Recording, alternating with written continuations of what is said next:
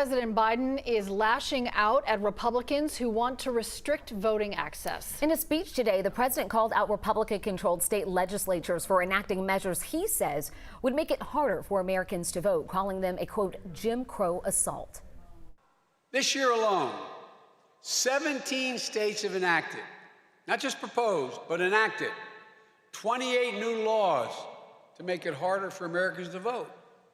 Not to mention, and catch this, nearly 400 additional bills Republican members of the state legislatures are trying to pass. The 21st century Jim Crow assault is real. It's unrelenting, and we're going to challenge it vigorously. The president also called on Congress to pass the John Lewis Voting Rights Act and the For the People Act. He says those measures would prevent voter suppression, get dark money out of politics, and create fair election boundaries. We'll have much more on this story coming up at 5:45.